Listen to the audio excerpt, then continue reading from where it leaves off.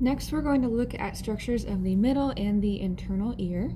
So this is what your model will look like.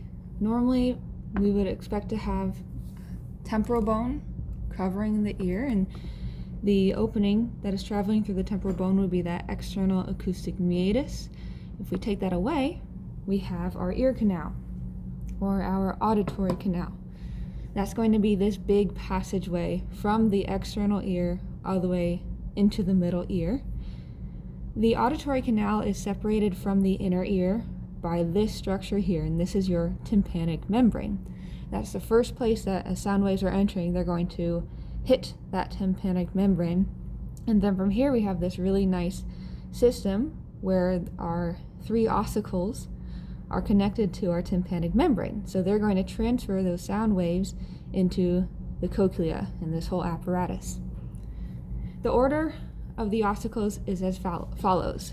So the one attaching to our tympanic membrane is going to be the malleus.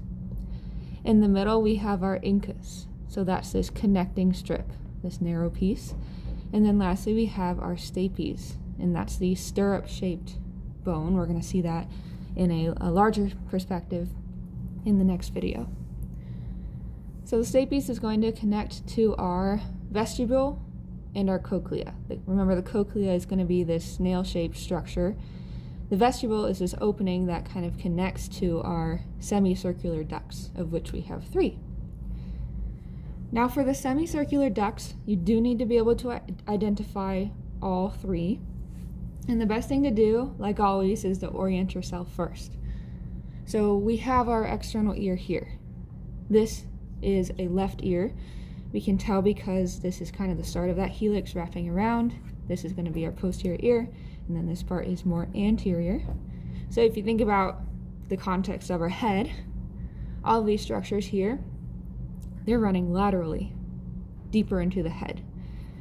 With the semicircular ducts, we're going to have a duct that is more anterior, one that is more lateral, and one that is more posterior. And that is all based on that anatomical position.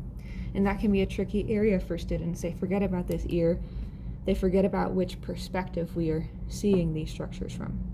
So with that, anterior being up here, posterior being back here, our anterior semicircular duct is going to be this guy that is arcing anteriorly from anatomical position. So the most superior duct is going to be that anterior semicircular duct. Our lateral duct is probably the easiest to identify because it's running laterally. You can think of it as running in the transverse plane.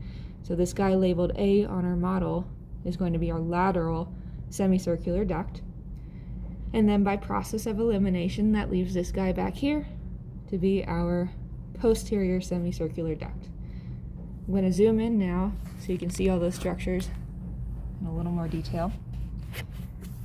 So let's go back to our ossicles for a second. We have the tympanic membrane here. Ossicle number 1 is going to be our malleus, and then we have our incus in the middle. The stapes, you can see from this perspective, does look like a stirrup, and stapes means stirrup in Latin, so that's a good memory cue. We have cochlea here, vestibule, and then we have our 3 semicircular ducts.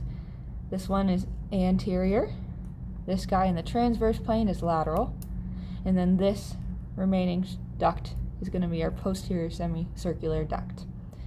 Last thing I want to mention in this region is this structure here. So generally, when we see yellow on our models, a lot of times we're talking about nerves, and this is no exception. So our auditory nerve, sometimes called our vestibulocochlear nerve, has nerve fibers running to our cochlea and also to our vestibule.